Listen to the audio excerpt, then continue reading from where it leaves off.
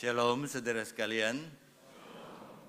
Saya juga menyapa saudara-saudari yang mengikuti ibadah dari lantai 4, ruang serbaguna kita. Shalom juga saudara-saudara yang ada di lantai 4. Saudara sekalian, hari ini kita merayakan kemenangan kita, kemenangan iman melalui Tuhan kita Yesus Kristus yang telah bangkit dari kematian, juga kemenangan di dalam kehidupan, karena kemenangan Kristus adalah kemenangan kita.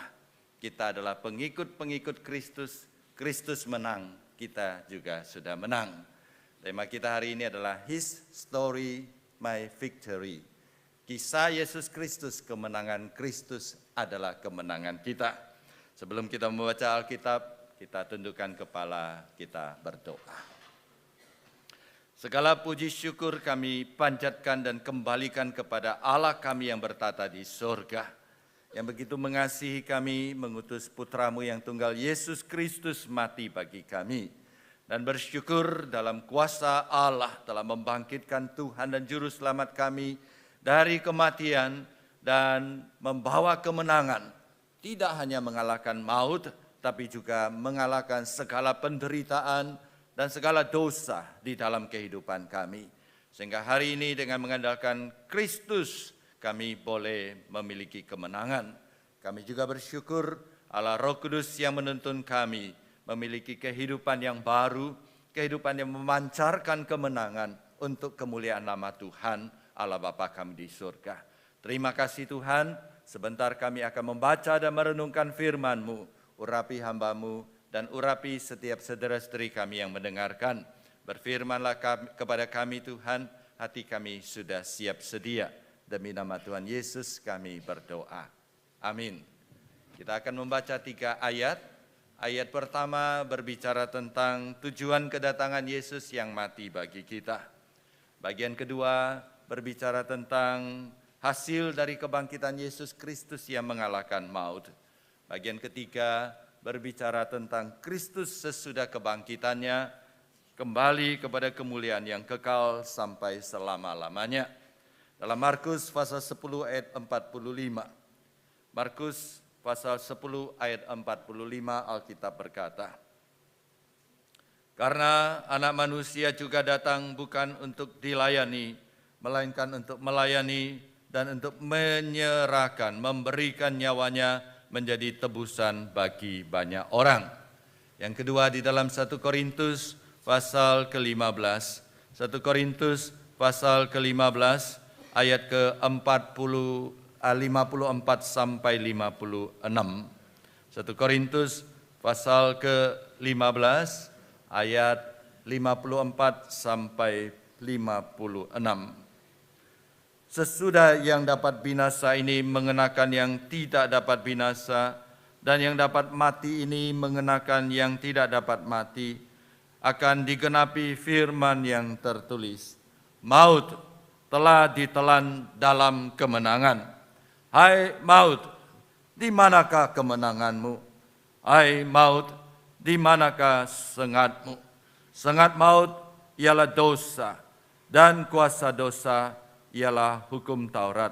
Namun syukur kepada Allah yang telah memberikan kepada kita kemenangan melalui Tuhan kita Yesus Kristus." Satu bagian terakhir dalam Filipi pasal kedua ayat ke-9 sampai ke-11. Filipi pasal kedua ayat 9 sampai ke-11. Firman Tuhan berkata demikian, "Itulah sebabnya Allah sangat meninggikan Dia, yaitu Yesus Kristus, dan mengaruniakan kepadanya, yaitu Yesus Kristus, nama di atas segala nama, supaya dalam nama Yesus bertekuk lutut segala yang ada di langit, di atas bumi, dan yang di bawah bumi, dan segala lidah mengaku Yesus Kristus adalah Tuhan bagi kemuliaan Allah Bapa kita." Sampai di sini kita membaca Alkitab. Saudara, salah satu pertanyaan yang sering muncul ketika kita memperingati Jumat Agung dan merayakan Paskah, siapa sebenarnya yang berperan dalam kematian Yesus Kristus? Apakah kematian Yesus merupakan rencana Allah Atau apakah itu adalah hasil dari pekerjaan iblis? Apakah karena iblis berhasil membunuh Tuhan Yesus? Jawabannya tegas, saudara sekalian. Kematian Tuhan Yesus adalah rencana Allah untuk menggenapi rencana keselamatan yang sudah Allah janjikan kepada umat manusia. Markus pasal 10 ayat 45, karena anak manusia juga datang bukan untuk dilayani, melainkan untuk melayani dan untuk memberikan nyawanya menjadi tebusan bagi banyak orang. Karena itu saudara sekalian, kematian Yesus Kristus sepenuhnya adalah menggenapi rencana Allah. Lalu pertanyaannya, apakah ada peran iblis dalam kematian Yesus Kristus? Saudara sekalian, sebenarnya pekerjaan iblis adalah ingin menggagalkan misi Yesus Kristus di dalam dunia ini. Iblis itu selalu menentang Allah. Ketika Yesus datang untuk menggenapi rencana keselamatan, iblis ingin menggagalkannya. Dan di dalam keterbatasan pengetahuan iblis justru tertipu oleh dirinya sendiri. Dalam kematian Yesus Kristus terungkap sebuah paradoks yang terbesar. Iblis yang adalah bapa dari segala penipu justru ditipu oleh perbuatannya sendiri. Selama ini iblis berhasil menipu seluruh dunia.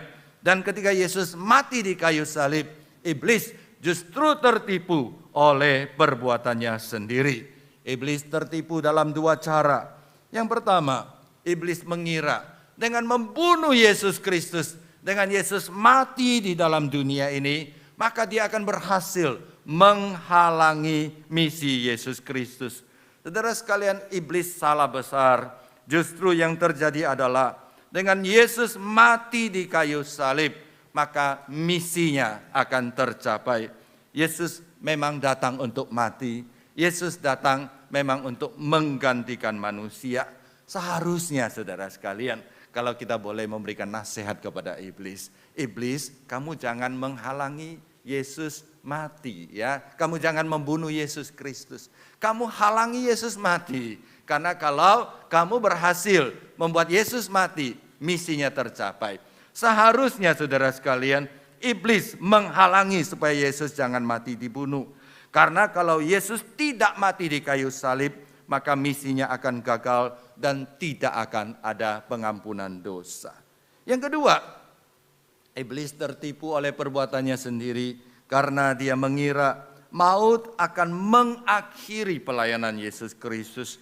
Iblis mengira maut dapat membelenggu, mengungkung Yesus Kristus. Yang terjadi saudara sekalian, Yesus justru menggunakan kematian sebagai senjata untuk menghancurkan musuh terbesar manusia, yaitu dosa, maut, dan kuasa iblis itu sendiri. Iblis menggunakan maut untuk membungkus dan untuk membelenggu Yesus Kristus. Ternyata saudara sekalian, Yesus lebih besar kuasanya daripada maut. Yesus lebih besar kuasanya daripada dosa. Sehingga Yesus keluar dari maut, menerobos kuasa maut.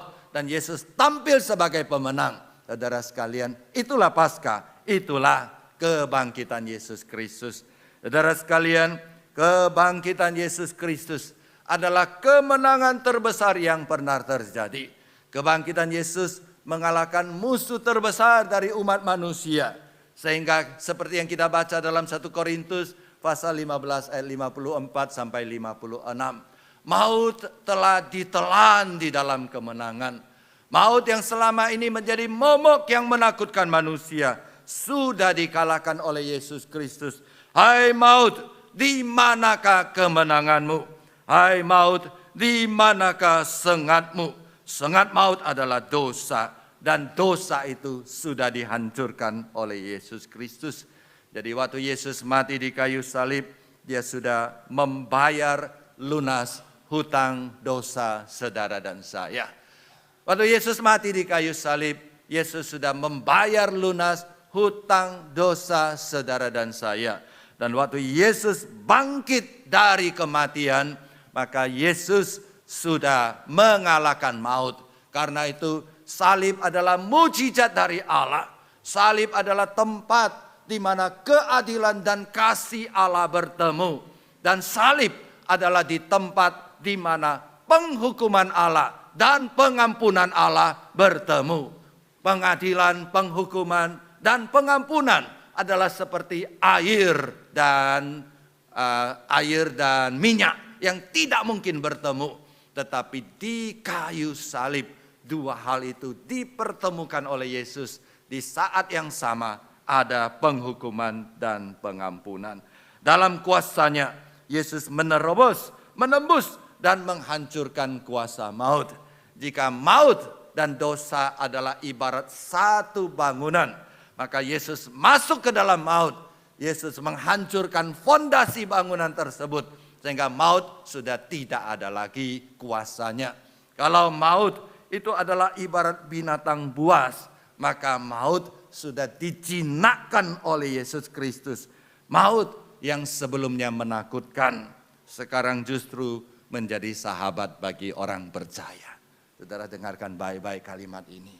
Maut yang sebelumnya sangat menakutkan bagi manusia, sekarang sudah menjadi sahabat orang percaya. Kenapa? Karena hanya melalui maut kita diantar untuk bertemu dengan Tuhan di surga. Ya, ada guru sekolah minggu bertanya kepada anak-anak sekolah minggu, anak-anak, bagaimana kita bisa masuk surga? Saudara sekalian, ada yang bilang harus percaya Tuhan Yesus, harus bertobat. Saudara sekalian, betul semua. Anak-anak, bagaimana supaya kita bisa masuk surga? Jawabannya apa, saudara sekalian? Harus mati, saudara sekalian, ya. Harus melalui maut baru bisa masuk surga. Maut yang sebelumnya adalah kendaraan yang dipakai oleh iblis untuk menghancurkan hidup kita, masuk di dalam neraka. Sekarang sudah menjadi sahabat kita, membawa kita kepada hidup yang kekal di surga. Karena itu saudara sekalian, kebangkitan Yesus Kristus adalah hari kemenangan iman kita. Kemenangan Kristus adalah kemenangan kita. Mengapa? Karena kita adalah pengikut Kristus dan kita adalah milik Yesus Kristus. Karena itu dalam perayaan Paskah pada hari ini, ketika kita merayakan kebangkitan Yesus Kristus, kita harus ingat bahwa kita selama masih hidup di dalam dunia ini harus memiliki semangat hidup, mental hidup sebagai seorang pemenang. Kita sudah menang dan kita harus memiliki mental sebagai seorang pemenang untuk hidup bagi Kristus. Hari ini saya mau fokus kepada dua hal, dua kemenangan yang harus kita miliki di dalam kehidupan sebagai umat percaya. Yang pertama, kita harus menang di atas kuasa dosa. Dulu sebelum Yesus bangkit, manusia adalah budak dosa. Sebelum kita percaya kepada Yesus Kristus, kita adalah budak dosa. Karena budak dosa, dosa akan memerintah hidup kita. Ibarat seekor sapi yang hidungnya dicucuk dan diikat dengan tali. Ketika dosa menarik kita untuk berbuat dosa, untuk berzina kita berzina, untuk berbohong kita berbohong, untuk mendendam kita mendendam. Kita tidak punya kuasa untuk melawan dosa. Tapi sekarang kita menjadi milik Yesus Kristus. Kemenangan Kristus adalah kemenangan kita. Karena itu saudara sekalian, kita bukan budak dosa lagi. Kita ini hamba Allah. Kita tidak lagi hidup untuk dosa. Tapi sekarang kita hidup untuk Kristus. Hidup dalam dosa adalah hidup di dalam kekalahan. Hidup di dalam Kristus adalah hidup di dalam kemenangan iman kita. Dengan mengandalkan kuasa Kristus, maka kita bisa berkata tidak kepada dosa. Kata orang di dalam dunia ini ada 3 jenis orang. Yang pertama adalah orang yang tidak bisa berbuat dosa. Itu adalah Tuhan kita, Yesus Kristus. Yang kedua adalah orang yang tidak bisa, tidak berbuat dosa. Itu adalah budak dosa. Itu dulu sebelum kita percaya kepada Yesus Kristus. Sekarang kita adalah hamba Tuhan. Kita adalah murid Kristus yang memiliki kemenangan. Kita bisa tidak berbuat dosa. Kita bisa tidak berbuat dosa dengan mengandalkan kuasa Yesus Kristus. Saudara sekalian, dalam kehidupan kita, setiap orang punya dosa favorit. Apa itu dosa favorit? Dosa yang kita begitu kita benci dan kita sesali. Kita berjanji di hadapan Tuhan, kita mau buang dosa itu. Setelah kita buang, besoknya kita pergi ambil pungut kembali, saudara sekalian ya. Semua orang punya dosa favorit. Saudara, apa dosa favorit Anda? Kemarahan, dendam, ketidaksucian seksual, ketamakan akan harta, ketidakjujuran dalam hal keuangan, apapun dosa saudara-saudara sekalian. Hari ini karena Tuhan kita Yesus Kristus sudah menang, dengan mengandalkan kuasa Yesus Kristus, kita bisa berkata tidak ketika dosa menggoda kita. Yang kedua, saudara sekalian, kita hidup mengalahkan rasa takut dan khawatir di dalam kehidupan kita. Hal ini sangat relevan dengan kehidupan masa kini. Hari ini banyak orang hidup dalam ketakutan, hidup dalam kekhawatiran. Ya, banyak orang bertanya kepada saya, Pak Pendeta, kapan perang di Timur Tengah berakhir? Ya, jangan tanya saya, tanya saja Donald Trump, saudara sekalian ya. Saya bukan Donald Trump. Ya, saya guyon mengatakan Pak Donald Trump belum telepon saya ya. Jadi kalau dia sudah telepon saya beritahu kamu. Saudara sekalian, kita layak takut. Tapi sebagai murid Kristus, sebenarnya kita boleh mengalahkan ketakutan di dalam kehidupan kita. Karena selama Kristus menyertai kita, maka kita tidak perlu takut. Karena Kristus adalah Allah yang Maha Kuasa yang selalu memberikan jalan keluar kepada kita. Dulu ada teman cerita anaknya baru masuk TK. Anaknya takut dan tidak mau ditinggal di kelas. Jadi awalnya 1 minggu orang tua boleh masuk bersama dengan anak duduk di dalam kelas. Tapi setelah 1 minggu ibunya harus keluar, tapi anaknya masih takut. Ibunya bilang apa? Nak, enggak usah takut, mama ada di luar. Apa buktinya mama ada di luar? Dia berkata, mama berdiri di samping jendela. Dan yang kelihatan cuma kepala mamanya, saudara sekalian ya. Jadi kalau setiap kali kamu takut, lihat di jendela ada kepala mama di sana. Jadi anak ini setiap kali dia takut, dia lihat kepalanya ada di sana, saudara sekalian. Jadi dia tidak takut lagi. Satu kali anak ini takut, saudara sekalian. Lalu dia lihat ke jendela, ada kepala, tapi dia tetap menangis. Kenapa? Karena itu bukan kepala mamanya. Ya, mamanya pergi ke toilet, minta orang lain gantikan. Ya, nah dia tahu itu bukan kepala mamanya. Saudara sekalian, dalam kadar tertentu kita seperti anak TK tadi.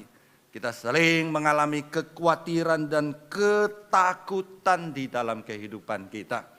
Banyak faktor bisa membuat kita takut. Faktor ekonomi, keamanan, kesehatan, pekerjaan, dan banyak hal lain yang bisa merebut rasa damai, rasa aman di dalam kehidupan kita. Dan semua itu membuat kita takut. Saudara sekalian, saat takut apa yang harus kita lakukan? Pandanglah kepada salib Kristus. Salib yang sudah tidak ada Yesus tergantung di sana. Kenapa? Karena Yesus kita sudah bangkit. Yesus sudah membayar lunas hutang dosa kita. Pandanglah salib Kristus. Di sanalah sumber kekuatan, sumber kemenangan. Dan kita akan mengalahkan maut. Di salib kita ingat Allah menyertai kita. Selama Allah menyertai kita. Dan waktu kita terus berdoa. Jadi anak TK memandang kepala mamanya. Jadi kita memandang Kristus di dalam doa, di dalam iman, dan di dalam pengharapan kita. Saudara sekalian, kita bisa mengalahkan ketakutan dan juga kekhawatiran di dalam kehidupan ini.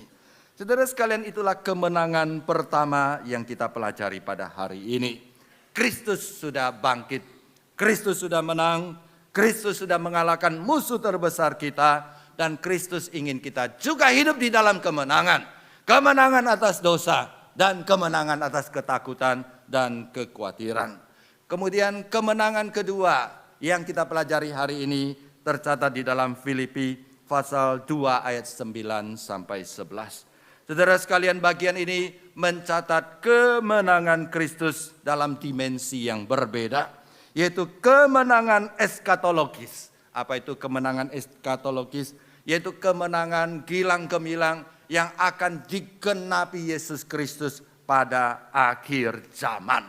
Jadi pada akhir zaman, maka Kristus akan menjadi raja di atas segala raja, Tuhan di atas segala Tuhan. Ada sebuah pepatah bahasa Inggris berkata, what goes up must come down. Apa yang naik pasti harus turun. Tapi Filipi pasal 2 ayat 9 sampai 11 menggambarkan kebalikan dari pepatah ini. Dalam ayat 9 dikatakan, itulah sebabnya Allah sangat meninggikan Yesus Kristus. Itulah sebabnya. Sebab apa saudara sekalian? Sebab yang dicatat di dalam ayat 5 sampai 8. Di ayat 5 sampai 8 mencatat Yesus sengaja turun dari tempat yang paling tinggi ke tempat yang paling rendah. Jadi itulah sebabnya. Di dalam ayat itu Yesus yang adalah Allah menganggap kesetaraannya dengan Allah bukan sesuatu yang harus dipertahankan. Saudara perhatikan bagaimana Yesus merendahkan dirinya. Dari Allah dia rendahkan dirinya menjadi manusia. Dari manusia dia rendahkan dirinya menjadi hamba. Dari hamba dia merendahkan dirinya di dalam ketaatan. Di dalam ketaatan dia taat sampai mati. Dan di dalam kematian dia rela mati di kayu salib. Saudara, dari Allah menjadi manusia itu sesuatu yang sangat rendah. Kemudian dari manusia menjadi hamba. Kalau Allah menjadi manusia lalu dia jadi raja itu masih lumayan. Tapi jadi manusia dia menjadi hamba dan dia harus taat. Saudara, ketaatan terbesar kita ada batasnya. Kalau saudara disuruh taat sampai mati, nggak mau saudara ya. Pernah ada orang guyon mengatakan, ada pekerjaan saudara sekalian, gampang sekali. Ya 1 jam 5 juta rupiah. 1 jam 5 juta rupiah. Apa kerjaannya saudara sekalian? Menggosok gigi singa di kebun binatang. Saudara sekalian mau nggak? Nggak mau saudara sekalian. Itu namanya nyawa. Nyawa itu lebih berharga dari segala harta. Tapi Yesus taat sampai mati. Kalau matinya baik, diranjang, dikelilingi orang-orang, diiringi nyanyian pujian tidak apa-apa. Tapi mati di dalam kehinaan terbesar, tergantung telanjang di kayu salib, ditertawakan, disiksa, dianiaya. Saudara sekalian, Yesus turun sampai serendah-rendahnya. Dan ayat di dalam Filipi mengatakan, karena Yesus turun sampai serendah-rendahnya. Dan setelah dia mencapai kemenangan, maka dia akan kembali ke dalam posisi yang setinggi-tingginya. Jadi setelah Yesus mati, Yesus menang, dan Yesus kembali kepada posisinya yang semula yang paling tinggi. Jadi teks hari ini saudara sekalian mencatat kemenangan Yesus adalah kemenangan yang total. Kemenangan yang membuat dia memiliki nama di atas segala nama. Jadi mencakup seluruh aspek kehidupan. Saudara, nama itu penting. Karena nama adalah lambang kekuasaan. Nama adalah melambangkan kewibawaan seseorang. Yesus diberi nama di atas segala nama. Saya ingat akan satu cerita bagaimana kuasa dari nama. Satu kali saudara saya membantu sebuah sekolah membangun gedung sekolahnya. Kami perlu kayu dan kami bertemu dengan seorang jemaat yang punya banyak kayu. Dan setelah saya cerita, jemaat berkata, silakan ke gudang saya, di sana banyak kayu, kamu ambil seperlu kamu, seberapa ambil saja, kayunya bagus-bagus, dan sebut saja nama saya. Saudara sekalian, saya bawa pengurus sekolah ke gudangnya. Waktu kami berada di depan gudang, ya, penjaganya sangat galak. Mau apa? Mau cari kayu. Di sini tidak ada kayu. Pergi ya. Kemudian saya sebut nama dari jemaat. Saya bilang saya disuruh oleh Bapak ini untuk datang mengambil kayu. Saudara, dengan satu nama segala sesuatu berubah. Jadi penjaga itu menjadi sangat ramah, membuka pintu, bahkan membantu kami mengangkat kayunya. Saudara, itulah kuasa sebuah nama. Hari ini Yesus Kristus bukan punya nama yang menjaga gudang. Bukan hanya nama di atas kayu. Tapi Yesus punya nama di atas segala nama. Sehingga pada akhirnya nanti segala lutut akan bertelut. Lutut di sini tidak hanya lutut secara fisik, tapi juga menggambarkan lutut dari makhluk-makhluk yang tidak kelihatan akan bertelut di hadapan Tuhan kita Yesus Kristus, dan segala yang punya lidah akan mengaku Yesus Kristus adalah Tuhan. Kemudian kemenangan Yesus juga mencakup seluruh wilayah kehidupan. Segala makhluk di segala wilayah menyembah Yesus. Di langit ada makhluk surgawi, di bumi ada makhluk saudara dan saya yang masih hidup. Di bawah bumi menggambarkan dunia orang mati. Jadi tidak ada tempat yang tersembunyi yang tidak menyembah kepada Yesus Kristus.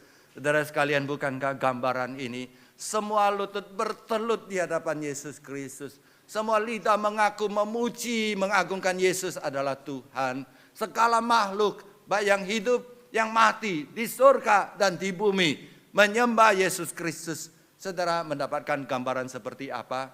Ada satu ayat di dalam Wahyu pasal 9, pasal 7 ayat 9 mengatakan, setelah itu aku melihat sesungguhnya suatu kumpulan besar, orang banyak yang tidak dapat dihitung jumlahnya. Orang banyak saudara sekalian, orang banyak itu saudara dan saya ada di dalam itu. Dan itu adalah gambaran akhir zaman. Ketika Yesus datang kembali, kita akan dikumpulkan dari segala bangsa, segala suku, segala umat, segala bahasa, berdiri di hadapan tahta dan di hadapan anak domba. Dan kita semua memakai jubah putih. Saudara sekalian, bukan paduan suara Sanctus ya. Bukan. Saudara sekalian, jubah putih itu melambangkan bahwa kita semua sudah disucikan. Dan kita sudah punya tubuh yang suci, tubuh yang baru. Dan kita membawa daun palem. Daun palem itu adalah lambang mentuhankan Yesus Kristus. Nah saudara sekalian, itu adalah hari yang kita nantikan sebenarnya. Dan itu adalah hari kemenangan terbesar kita. Saudara sekalian, karena itu para penafsir mengatakan apa yang digambarkan di dalam Filipi pasal 2 ayat 9 sampai 11 itu adalah merujuk kepada kemenangan pada akhir zaman. Nah, apa implikasi dari kemenangan ini?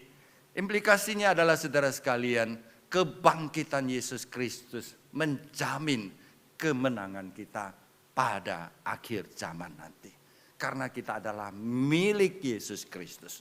Pada akhir zaman, Yesus akan datang memerintah segala bangsa. Dan kita ini kelompoknya Yesus Kristus. Kita ini milik Yesus Kristus. Yesus akan menghakimi seluruh bumi, segala manusia yang pernah ada. Dan kita ini milik Yesus Kristus. Dan kita mendapatkan jaminan keamanan. Saudara sekalian, sebenarnya kapan akhir zaman? Pertanyaan yang susah dijawab. Kapan akhir zaman? Akhir zaman itu punya dua makna. Pertama, akhir zaman pribadi. Akhir zaman pribadi kita adalah pada waktu kita masuk ke dalam satu peti dan kita berbaring di sana. Di sana ditutup kebaktian penutupan peti. Itu akhir zaman kita. Pada akhir zaman kita, waktu kita mati meninggalkan dunia ini, kita akan bertemu dengan Tuhan di surga karena Kristus menjamin kita pasti masuk surga. Kemudian yang kedua, akhir zaman juga bisa berarti pada waktu dunia kiamat, Yesus Kristus kembali. Dan Alkitab memberitahukan kepada kita pada akhir zaman, baik pada waktu kita mati atau pada waktu Yesus datang kembali, kita pasti menang, kita pasti masuk surga, dan kita pasti mendapat hidup yang kekal. Karena kemenangan Kristus adalah kemenangan kita. Karena itu saudara sekalian, di dalam dunia ini, dunia yang sementara ini, meskipun selama hidup saudara dan saya menghadapi banyak pergumulan yang banyak, kita bisa sakit, kita bisa menderita, kita bisa bangkrut, kita bisa putus asa, kita bisa mengalami banyak pergumulan. Jangan khawatir saudara sekalian. Semua itu hanya sementara. Karena kita sudah menang di akhir. Perjalanan akhir kita pasti menang. Atau saudara sekalian, saat ini saudara sedang hidup dalam kebahagiaan. penuh dengan berkat. Jangan terlalu senang juga, itu cuma bersifat sementara. Dan satu hari juga akan berakhir. Dan ujung kita semua akan ke tempat yang sama, yaitu kemenangan kekal bersama dengan Tuhan di sorga.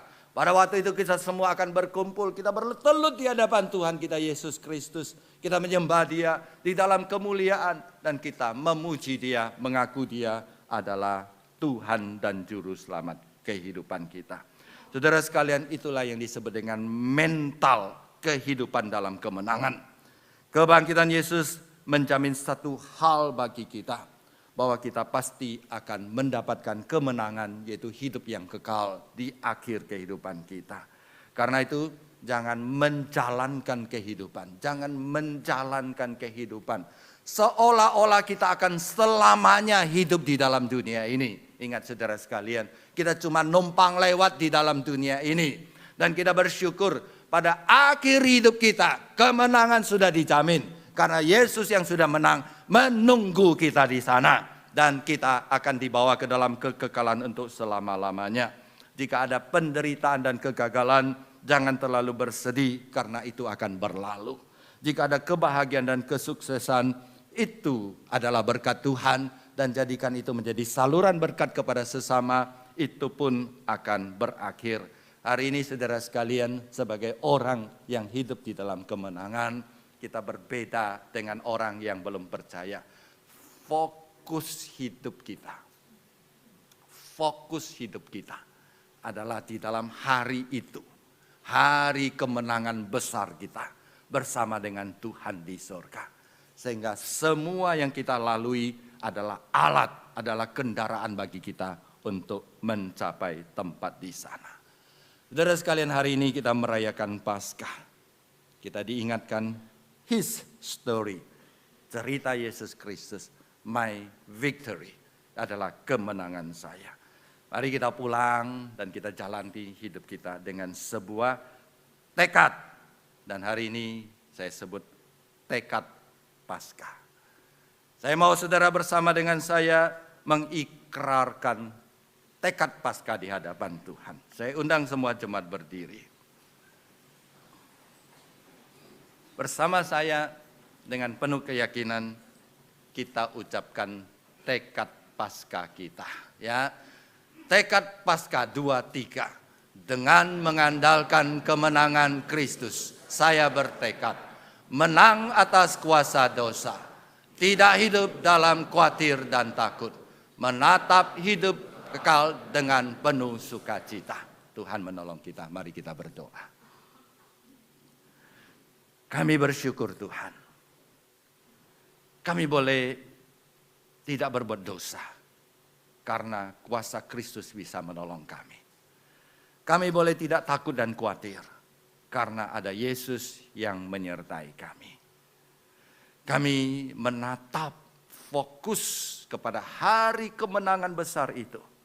Sehingga kami tahu segala yang kami alami di dalam dunia ini hanya sementara. Dan kami jadikan alat untuk mencapai kemenangan besar pada hari itu. Terima kasih Tuhan. Tolong kami Tuhan, demi nama Tuhan Yesus kami berdoa. Amin. Silakan duduk.